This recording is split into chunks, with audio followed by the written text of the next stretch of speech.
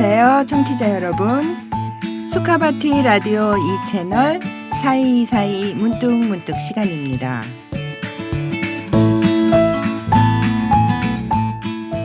지리한 겨울이 지나고 꽃피는 봄이 왔다고 좋아했지만 한편으로는 농사 짓는 분들을 가뭄 때문에 고생하시더라고요. 그리고 또 연이은 가뭄으로 산불도 많이 나고 또 밀려오는 황사 현상. 피할 수는 없지만 인간이 갑자기 해결할 수도 없는 그런 상황들이잖아요.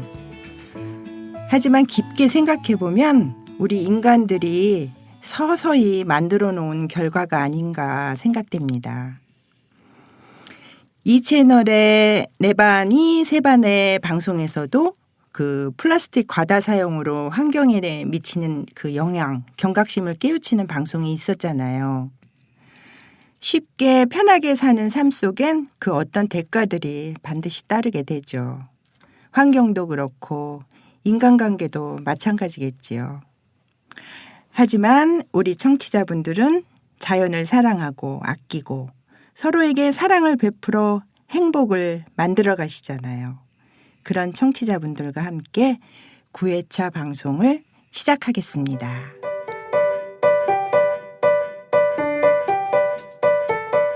안녕하세요, 심한 선생님. 안녕하세요. 반갑습니다. 네, 2주가 또 흘렀네요. 오늘 또 이렇게 만나 뵙고 어디를 갈까? 이 봄날에 어디를 갈까 궁금해집니다. 어디로 가죠? 오늘은 충청대 속리산을 한번 가볼까 합니다. 네, 속리산. 좋지요. 속리산에 가면 제일 큰 대찰, 참 네. 우리가 좀 법주사가 있습니다. 네, 천년고찰이죠. 네, 여기. 법주사를 한번 가볼까. 스케일 큽니다. 지난번에 저희가 갔던 절이 서남사였잖아요. 예. 이번에 가는 속리산도 그 유네스코 세계문화유산에 등재된 절 중에 또 하나예요. 굉장히 규모도 크고 예, 오래된 천년고찰이네요. 속리산의 법주사로 가겠습니다. 선생님, 속리산 한자도 되게 재미있는 것 같아요. 그렇죠? 예, 그렇죠. 설명해 주세요. 속리산은 백두대간을 내려가다 보면은 태백산맥을 지나서 소백산맥으로 구부러지는 데 있는 네. 것이 속리산입니다. 더 내려가면 지리산이고. 네. 그래서 속리산 옛날부터 그 높이는 지리산보다 낮습니다만은 네. 참 유명한 산이죠. 네. 이 속리산 자체 이름을 보면 네. 세속 속재자 떨어질 이자 미산자거든요. 네. 말 그대로면 세속을 떨어진 산이다. 아주 참 고유한 산이다 이렇게 이야기를 할 수 있는데 네. 사실은 그 옛날 신라말 때 고은 제치원 선생이 네. 이 속리산을 다녀와 가지고 네. 아주 그냥 경간에 반해가지고 네. 시를 지은 게 있습니다. 네. 그 시를 보면은 도불언이인데 이는 도라. 도는 사람 사는 길도. 네. 도는 사람을 멀리하지 않는데 네.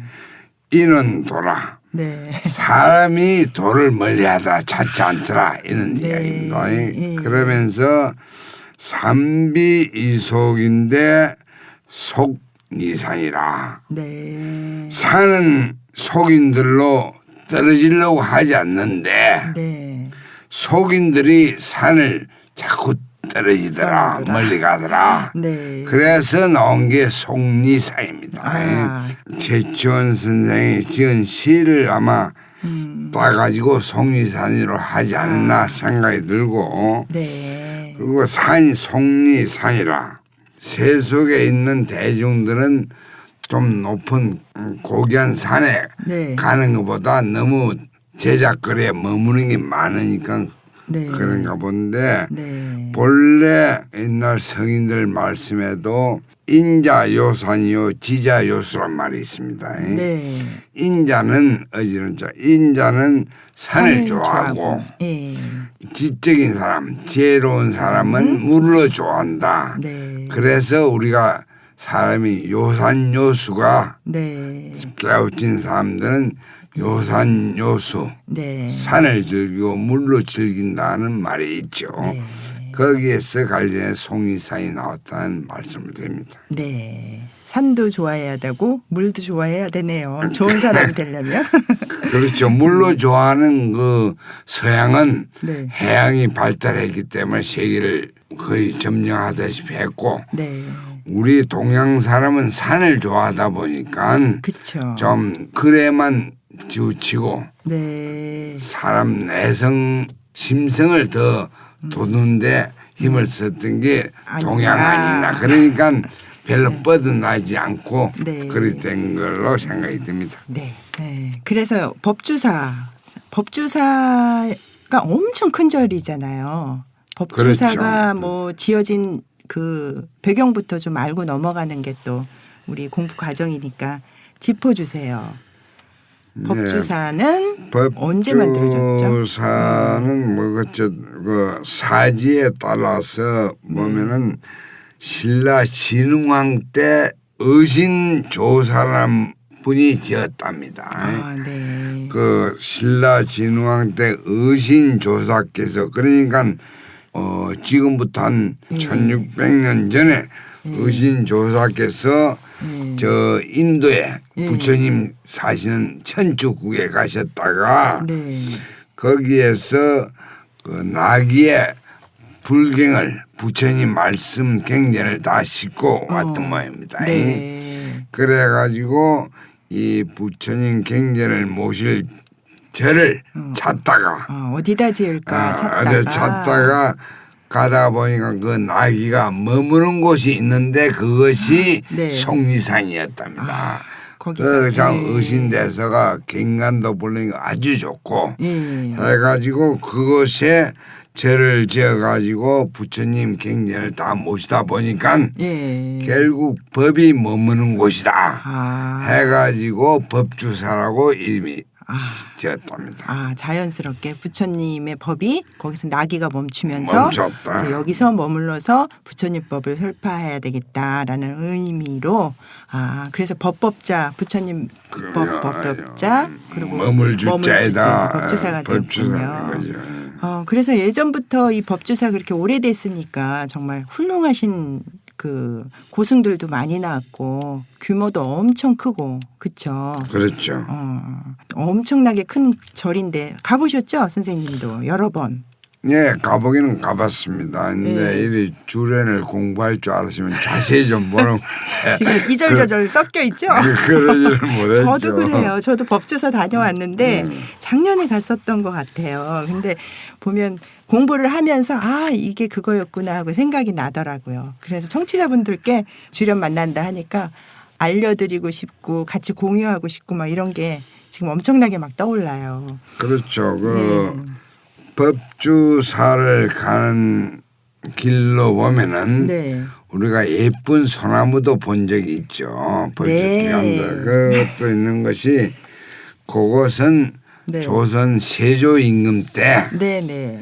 세조 임금이 본래 불자시기 때문에 네. 법주사를 많이 들려했던 모양입니다. 네. 그리고 그분이 피부병이 있기 때문에 네. 온천도 찾고 해가지고 그 길로 많이 가셨던 모양입니다. 네. 그래서 그때 그 세조 임금이 네. 법주사를 가는 길에 네. 보니까 소나무가 왕이 타고 가는 가마에 잘못 걸릴 것 같은 네.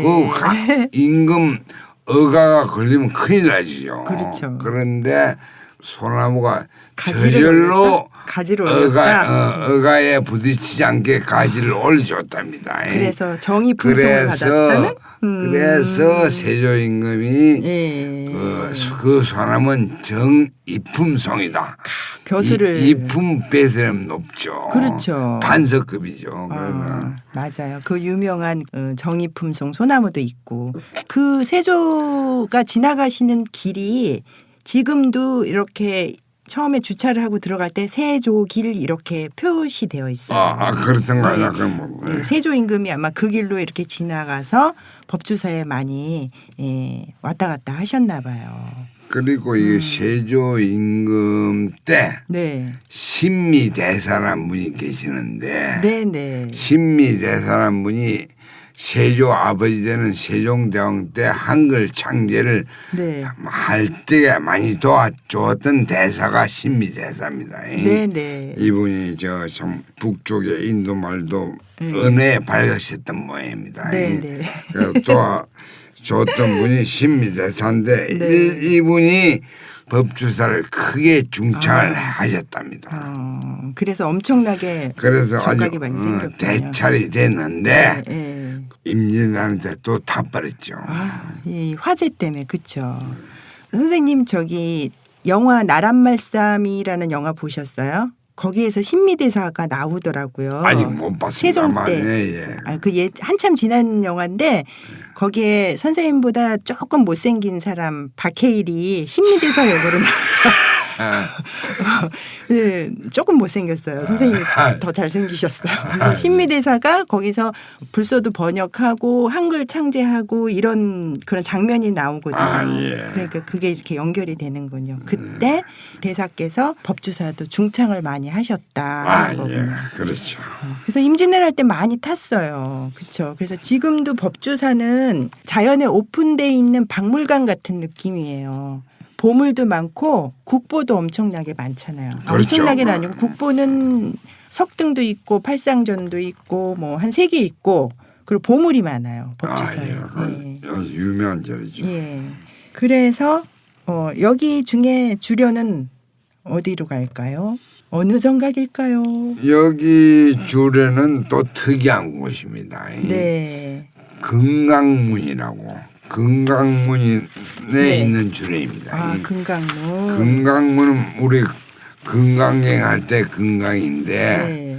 금강문이면 완전히 다이아몬드 문 아닙니까? 네. 그래서 그 금강문에 있는 주례를 네. 찾아보려고 하는데 네. 그 금강문은 제가 뭐 자세한 내용은 잘 모릅니다만 요지를 보면은 네. 참 절에 들어오는 이 불문에 들어오는 사람들은 네. 그 사댐가 제일 잘났다는 마음을 물리치라고 치고 네. 깨끗하고 순수한 마음으로 문수보살과 보현보살의 안내에 따라서 네. 부처님을 뵈러 가야 된다. 그걸 지켜보는 것이 금강 역사가 지켜보는 문이라고 합니다. 그래서 웬만한 잡스러운 사람 못 들어가는 문이 무서워서. 금강문이죠. 선생님 사찰에 가면 보통 일주문을 제일 먼저 만나잖아요. 네. 그리고 조금 가면 사천왕문을 만나잖아요. 그런데 그렇죠. 예. 근데 금강문이 사천왕문 전에 있는 문이에요. 지금 여기는 특이한 법주사에. 것이 네. 일주문 지나면 사천왕문이 있는데 네. 사천왕보다 더 센 분이. 네. 그래서 네, 그 금강문이 먼저 있습니다. 네. 그래서 일주문 지나고 금강문 지나고 사천왕문 지나고 그다음에 이제 대웅전으로 가고 이런 구도네요. 일반절에는 없는 아주 특별한 금강문에 있는 주련. 선생님 특이한 거 좋아하시나 봐요. 지난번엔 서남사의 범종각에 있는 주련을 하시더니 어쨌든 이렇게 새로운 거에 접한다는 그런 거에 아주 흥이 납니다. 그렇죠. 금강문은 어떤 문이에요? 그러면 사천왕이 아닌 다른 누군가가 있을 것 같은데요. 문 안에. 금강 역사가 있는지.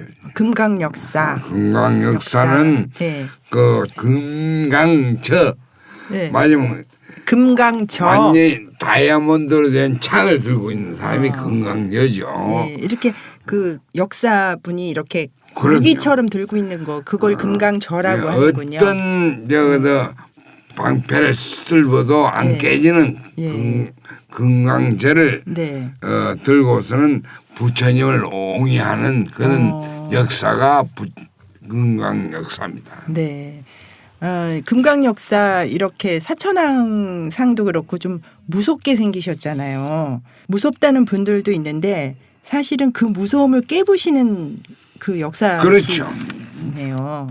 무서움이란 건 스스로 만드는 맞아요. 무서움이기 때문에 네. 스스로 만드는 무서움을 없애버리는 그렇죠. 역사죠. 네. 그래서 그 금강문 안에는 금강 역사가 계시고 두 분이 계시죠. 저도 공부 좀 했거든요, 선생님. 아 그래 금강 역사 호위 아래 네. 문수보살 보현보살이 보살도, 계시죠. 그래서 두 분 있고. 그분들의 네. 그냥 힘쓰는 양만 금만 주는 것이 먹고 아니라 들어가는 게 아니고 네. 그 문수보살 보현보살님들의 예. 일리에 따라서 안내에 따라서 부처님을 뵈러 가는 문이다. 입구다 하는 거군요. 뵈러 가는 문이다 예. 생각하면 됩니다. 그러니까 법주사의 어떤 대문 역할을 하는 곳이네요. 그렇죠. 네. 그러면 들어갈까요? 들어가기 전에 공부를 할까요, 선생님? 들어가기 전에 새길로 좀 들어가기 전에 네. 금강문의 주례니까 네. 주례를 살펴보고 네. 안에 들어가서 그럴까요? 선 앵커님께서 네. 법주사에 있는 여러 보물도 좀 이야기해 주는 게 좋을 것 같습니다. 네. 바로 공부 들어가네요. 그러면 입구 역할, 대문 역할을 하는 금강 역사 두 분과 보현보살 또 문수보살이 딱 지키고 있는 문에 새겨져 있는 주련을 공부하겠습니다. 일단 4개의 주련이 있거든요, 선생님. 그렇죠. 네, 선생님께서 또 그윽하게 한번 쫙 낭송을 해주세요. 예, 먼저 한문으로 된 거고 제 바람도 안 좋아 잘 못 알아듣겠습니다만은 네, 아니에요. 한번 읽어볼게요. 네, 옹호 성중 만허공이요 도제 호강 일도주요 신수부로 당옹호요 봉행경전 영유통이라. 네, 먼저 옹호 성중 만허공에서 옹호는 네. 옹자는 참 보살핀다 이 말이에요. 옹자가 포옹할 때 그 옹이죠. 네, 포옹할 때 옹자죠 말이죠. 그래서 옹자가 본래 보호한다는 건데 그 옆에 네. 손수변이 한문으로 보면 손수변이 붙어가지고 네. 옹자인데 손으로 깨안으면서 보살핀 게 옹자입니다. 아주 적극적으로 앉는 표현한 그렇죠. 앉는 걸 표현하는 거네요. 그래서 옹호는 참 깨안으면서 보살핀 게 옹호죠. 네. 성중 여기 성중은 성스러운 대중. 네. 지금 여기 나오는 금강역사 대중 문수보살 보현보살도 성중이 될 수 있습니다. 네. 그냥 일반 중생이 아니고 네. 참 거룩한 대중들. 네. 그 옛날 참 부처님 기를 때 그 아란이라는 이런 분들. 그래서 옹호 성중 이런 거룩한 대중들로 옹호하심이 만허공이라 허공에 가득 차더라. 네. 허공에 가득 차더라 만허공이. 그래서 도제 호강 일도 중요. 도는 모이는 걸 의미하는 글자이기 때문에 네. 도시할 때. 네, 도시할 때도 예. 도자죠. 많은 사람이 도제 호강. 네. 모든 대중 모두가 네. 모이는 곳에 호강 일도냐. 호강은 터럭 호자고 빛강자인데 네. 글자 그다음 털빛인데 네. 이거는 부처님의 백호 강명을 강명. 이해하는 거죠. 네. 백호 강명. 네. 모두가 부처님 백호 강명 길 속에 있더라. 네. 일도중이라. 그 안에 다 있다. 부처님 그 손 안에 다 있더라 이 말이랑 마찬가지죠. 네. 신수 불어 당홍이라. 네. 믿을 신자 받을 숫자. 네. 믿고 네. 받는다. 네. 뭘 불어 부처님 말씀을 네. 그 불란서 불어가 아니고 네. 부처님 말씀 불어. 네. 부처님 말씀을 믿고 받으면은 네. 당홍이라. 당연히 홍이 되더라. 옹호 되더라. 옹호가 된다. 옹호가 되고 네. 그리고 봉행경전 영유통이라. 봉행 받들고 행한다는 말이죠. 그 경전의 말씀을 그대로 받들고 또 경전의 행하고. 말씀을 받들고 행하면 네. 그 경전 말씀대로 살면 이 사람 네. 마찬가지죠. 네. 영유통이라 영원히 네. 영원히 흘러가면서 통하더라. 뭐가 영원히 흘러요? 부처님 부처님의- 말씀이 부처님 말씀 부처님 같이 사는 마음 말하자면 부처님 네. 봉행경전하면 네. 영유통이더라. 네. 경전을 받들고 행하니 네. 그대로 영원히 네. 유통되더라. 그 말씀대로 사라지며 전파되더라. 유통된다. 유통된다. 흘러가더라. 아, 그러니까 이제 사찰에 들어가기 전에 금강문에서 금강역사 또 보살들께서 두려움도 없애주시고 너희는 이미 다 이렇게 옹호를 받고 있다라는 안심을 주시는 어떤 주련인 거네요. 그렇죠.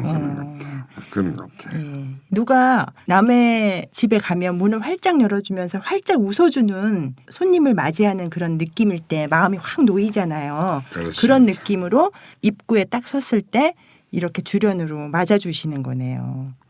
그렇습니다. 네. 정리해야죠. 정리해볼게요, 선생님. 이거 좀 어려운 것 같아요. 이번 주련의 네. 그 글귀는 약간 해석하기가 네. 좀 어렵습니다. 이것이 네. 주어를 누구 할 거냐에 따라서 해석이 달라지고 하기 때문에 네. 지금 현재 제로서는 네. 글자하고 부처님 말씀하고 네. 곁들여 가지고 네. 제 나름대로 최선의 해석을 해본 결과입니다. 예.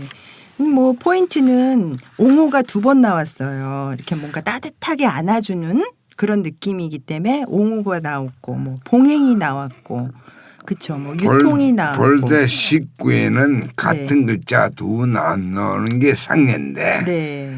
이야기는 옹호 처음에 나오고 뒤 네. 세 번째 또 옹호 나왔어요. 나오면 시적 글귀로서는 조금 네. 뭐 별로 안 좋은 글귀죠. 2번 안심을 주시는 것 같아요. 그런 것 같습니다. 예, 강조하시는 그런 느낌이 오네요. 저는 개인적으로. 그래서 보면 첫 번째 주련에서는 옹호 성중 만어공 다 모든 성중이 성스러울 성자를 썼잖아요. 그렇죠? 이미 그렇습니다. 다 부처님이 옹호하신 성중 모두가 세상에 가득하다고 안심을 주시는 것 같고 그다음에 도제 호강 일도중은 말씀 그대로 그 백호강명이 부처님 쫙 펼치면 빛이 안 가는 곳이 없잖아요. 그러니 또 모두가 그 광명 안에 다 들어가 있고 품속에 있고 빛 안에 있고 그러니 당연히 부처님의 그 말씀을 잘 믿고 받으면 당연히 마땅히 옹호가 되고 그대로 섭수가 된다는 거죠. 그리고 부처님의 말씀대로 경전을 읽고 또 말씀대로 그대로 살고 하면 영원히 그 전법이 유통되어진다. 그렇습니다. 아유, 어찌어찌 넘어갑니다. 오늘은 100점 안 주시는 눈빛인데요. 90점만 넘으면 돼요. 아니다. 60점만 넘으면 돼요. 운전면허도 60점 넘으면 합격이잖아요. 포인트만 알을게요, 선생님. 그렇죠? 옹호받고 있고 안심하게 부처님 그 백호강명 안에 있으니 열심히 공부하여 그대로 살아라. 그렇죠. 그러면 법이 유통될 것이다. 그럼요. 네, 알겠습니다. 그대로 살겠습니다. 오늘도 다시 한번 다짐을 해봅니다. 이렇게 해서 금강문 주련을 공부를 했고 또 어설프게 60점 맞는 정리가 되었습니다. 그래 이게 금강문이 사찰의 입구에 있다 보니 저희가 빨리 안으로 들어가는 거예요. 공부 빨리 끝내고 경내로 들어갈게요. 제가 막 법주사 한다 그래서 막 요거저거 찾아봤더니 예전에 다녀왔던 그 법주사 장면도 그 생각도 나고 청취자분들하고도 알려드리고 싶고. 그렇습니다. 법주사는 참 소중한 보물도 많고 하니까 네네. 금강문에 안에 가서 네. 선 앵칸이 보신 거 좀 소개를 해 주시면 좋겠습니다. 네. 법주사는 참고로 2018년에 그 유네스코 세계문화유산 등재에 한국의 산지 승원이 7개가 들어가 있거든요. 올라갔거든요. 그중에 하나가 법주사였어요. 그리고 지난 시간에 한 서남사도 또 하나가 들어가 있고 그러면 5개 남은 것도 궁금하시죠, 선생님? 네. 억지로 궁금하세요?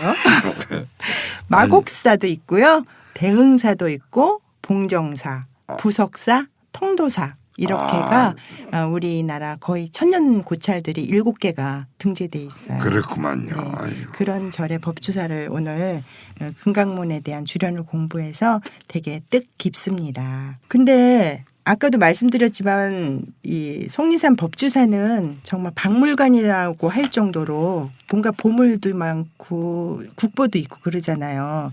근데 꼭 말씀드리고 싶은 게 있어요.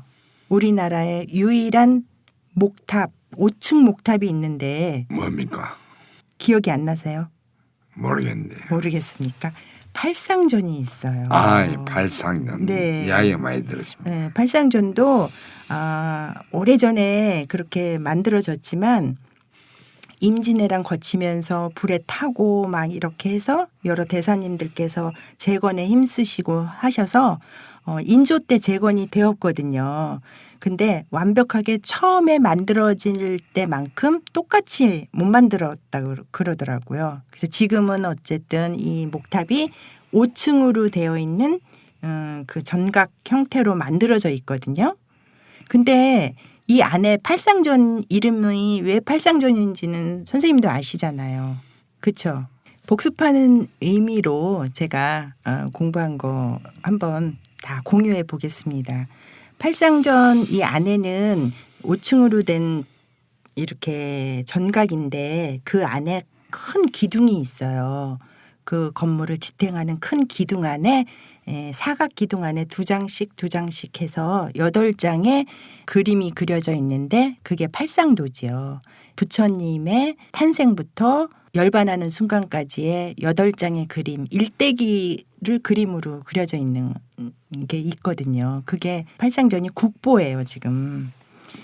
그래서 8개 뭐 다 아시겠지만 도솔레이상, 도솔천에서 오시는 상, 그다음에 비람강생상, 룸비니 동산으로 부처님이 태어나시는 거. 그다음 사물유관상, 생로병사에서 뭔가 깨우침을 얻으시는 상, 그다음에 유성 출가상. 그러시고 이제 별이 뜨는 밤에 부처님이 출가하시잖아요. 그 상이 그려져 있고. 그다음에 설산에서 수도하시는 설산수도상이 있고 그다음에 항마성도상, 그 마군으로부터 항복을 받으시는 항마성도상. 그리고 이제 전법을 떠나시죠. 그래서 최초의 전법을 하시는 노건 전법상이 있고 마지막에 쌍림 열반상, 열반하시는 상. 지난 시간에도 우리 공부했잖아요. 그 사라상수 나무 안에서 열반하시는 상. 이렇게 해서 일생을 쭉 그림으로 그려놓은 팔상도가 있는데 팔상도는 사찰에 가면 많이 마주하게 되더라고요. 근데 여기는 아주 특별한데 이 팔상전에 대해서도 선생님 이게 정각일까요? 탑일까요? 그 발상도 앵카님 설명된 게 저 헌해 참 고맙습니다. 기억이 나시죠? 보신 기억이. 네. 근데 그 뭐 문기를 기억지는 못하는데 네. 설명해 주는 게 좋습니다. 그리고 발상 이건 정각 아닙니까? 찾아보니까 정각이냐 탑이냐의 논쟁이 좀 있었어요. 근데 예전에는 다 팔상 전각으로 알고 있었거든요. 왜냐하면 모양 자체가 그렇죠. 전각이니까. 근데 1968년에 이게 불타고 복원하고 이러면서 이제 해체해서 복원하는 작업이 있었어요. 그래서 그때 복원할 때 보니 가운데 지금 팔상도가 걸려 저기 있는 그림의 기둥이 거대 기둥인데 그 뿌리 밑에 그 초석이 발견된 거예요. 아, 그 예. 기둥을 받치고 있는 초석이. 근데 그 안에 사리 장엄구가 있었어요. 그래서 사명대사가 거기다 모신 거였죠. 사리를요. 네, 한 구를 모셔가지고 사리를 모셨으니 저희는 그걸 탑이라고 하잖아요. 아, 예. 네, 그래서 그 이후로는 이제 탑 쪽으로 많이 의견이 모아진다 그러더라고요. 그럼 팔상탑이라고 합니까?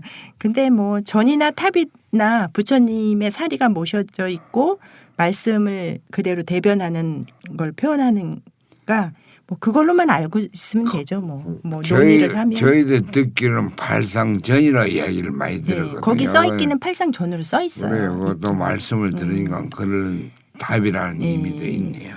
그걸 발견했다는 게 의의가 있겠죠. 그래서 그 팔상전도 국보고 그리고 아까 선생님 어마무시 큰 절이라고 말씀해 주셨는데 어느 정도 규모였는지 그거를 알 수 있는 보물이 또 있어요. 선생님 기억나실 거예요. 굉장히 커다란 쇠로 된 솥이 있어요. 아, 그래요? 철확이라고.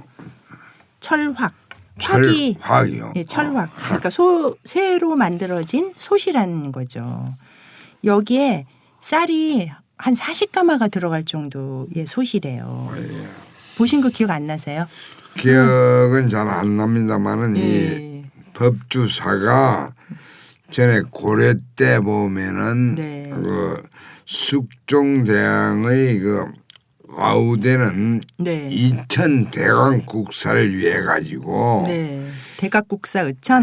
네. 대학국사의 의천을 위해 가지고 인왕갱해라는 걸 열었답니다. 네. 인왕. 그러니까 이건 어진 임금을 부처님 말씀을 따라서 대라는 그런 총회겠죠. 그 인왕갱해를 고려 때 숙종대왕이 열었는데 그때 모인 신도가 무려 3만 명이었다고 합니다. 아, 승려가 3만 명이나 모였다. 3만 명이나 모였으면 어마어마한 대차라는 걸 이 기록에서도 알 수가 있죠. 네, 가늠이 되네요. 그렇게 많은 승려가 모일 정도의 그 가람이니까 엄청나게 컸고 그리고 뭐 임진왜란 겪으면서 그 솥에서 뭐 밥을 해서 나눠 먹었다 하는 말이 내려올 정도니까 굉장히 컸다는 걸 얘기하네요. 그렇죠. 그래서 그 솥도 새로 된 솥도 있고 뭐 석등도 있고 뭐 많더라고요. 당간도 있고 정의품송도 있고 다음에 이제 속리산 법주사를 방문하게 되면은 이런 것들을 눈여겨 보면서 오늘 방송 들은 청취자분들은 새롭게 법주사를 만날 수 있을 것 같아요. 그렇습니다. 네, 저도 또 다시 한번 가보고 싶네요. 지금 가면 거기 풍광도 엄청 좋잖아요. 좋죠. 네. 풍광은 그 속리산에 가보면은 네. 제일 높은 봉우리가 천왕봉인데 네. 천왕봉보다 조금만 몇 미터 낮습니다. 문장대라고 있습니다. 네. 문장대라 가면은 속리산 경치를 보는데 더 좋습니다. 문장대. 네. 글을 문자 저장할 정자에다가 대합니까? 네. 참 옛날 글 쓰는 선비들, 네. 시 없는 시인 묵객들이 모이던 그런 장소로서 세종대왕 때부터 아마 문장대를 많이 이용했던 모양입니다. 그래서 네. 문장대는 네.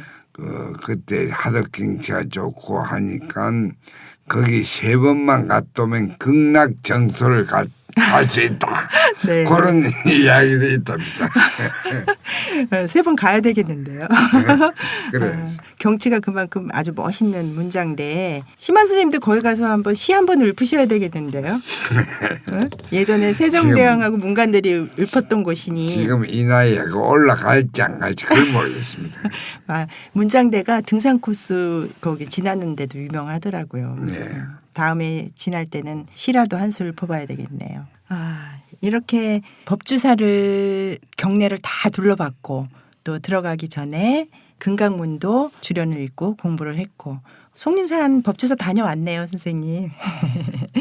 규모도 엄청 크고 호국 불교 또 많은 우리 역사적인 그 배경 이런 것들이 함께 다 공부가 되었습니다. 선생님, 오늘도 재밌고 또 신나는 여행이었습니다. 고맙습니다. 선생님 감사합니다. 애쓰셨습니다. 2주 후에 또 다른 곳으로 특별한 주련을 만나 뵙겠습니다. 감사합니다. 알겠습니다.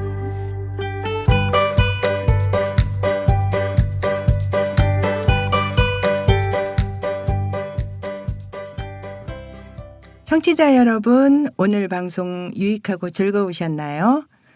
방송을 열면서 환경 이야기를 했었는데 방송을 마치고 또 이렇게 생각해 보니 조상들이 우리에게 물려준 문화, 문화재, 환경 이런 것들을 우리가 잘 사용하고 이용하고 다음 세대로 최대한 온전하게 물려줘야겠다는 생각을 다시 한번 하게 되네요.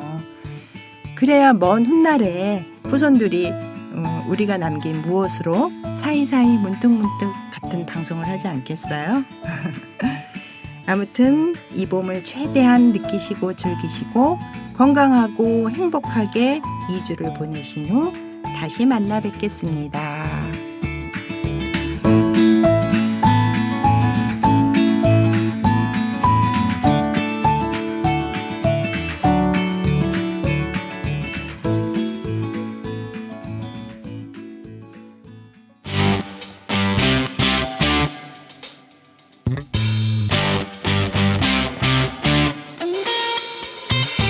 여기는 수카바티 라디오 교육 채널입니다.